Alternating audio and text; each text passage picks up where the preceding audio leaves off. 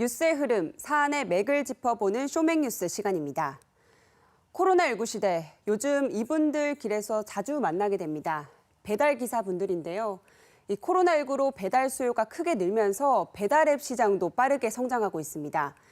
지난해 배달앱 시장 규모는 17조 원을 돌파했는데요. 코로나19 이후 2배 가까이 몸집이 커진 겁니다.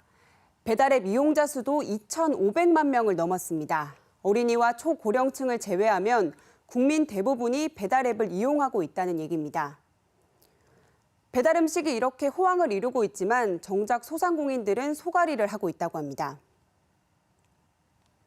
카드 결제하면은 저희들한테 입금 시켜주는데 그 수수료가 발생하고 오토바이 앱 관리하는데도 수수료가 나갑니다. 이익보다도 배달의 민족에 나가는 부담이 몇 배 더 심하다. 배달앱 수수료 때문입니다.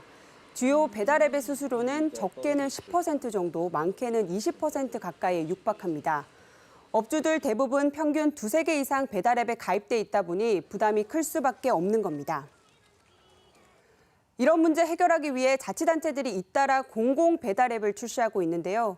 지난해 전북 군산시의 배달앱 명수를 시작으로 서울, 경기, 대전, 강원을 포함해서 전국 10여 곳의 지자체에서 공공 배달앱을 운영하고 있습니다.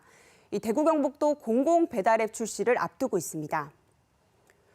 대구형 공공 배달앱, 대구로는 당장 이달 말부터 본격적인 서비스를 시작하는데요. 중개 수수료가 2% 수준입니다. 기존 민간 배달앱보다 수수료가 약 10%포인트 가까이 낮은 건데요. 카드 결제 수수료도 기존 3.3%에서 2.2%로 낮출 방침입니다. 이용자들에게도 혜택이 있습니다. 10% 할인 구매 가능한 지역화폐인 대구 행복페이로 결제가 가능하고요.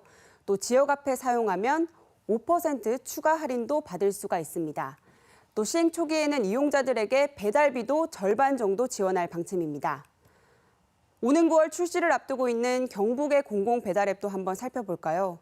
대구시 배달앱은 자체 개발한 앱인 반면 경북도는 기존 민간 배달앱인 먹개비를 활용합니다. 이 앱은 가입비나 광고료 없이 수수료가 1.5%로 낮아서 착한 배달앱으로도 불리고 있는데요. 기존 배달앱을 활용하기 때문에 경북 지역뿐만 아니라 전국에서 사용이 다 가능하고요. 또 역시 경북 시군별 지역화폐로 결제할 수가 있습니다. 이 공공 배달앱 취지는 참 좋은데 성공하기는 쉽지 않아 보입니다. 지난해 12월 출시된 경기도 공공 배달앱 배달특급. 이재명 지사의 홍보 효과로 시행 한 달 만에 이용자 수 20만 명을 넘어서기도 했지만 그 이후 이용자 수가 이렇게 계속 감소 추세고요. 지난해 3월 선보인 국내 1호 공공 배달앱이죠.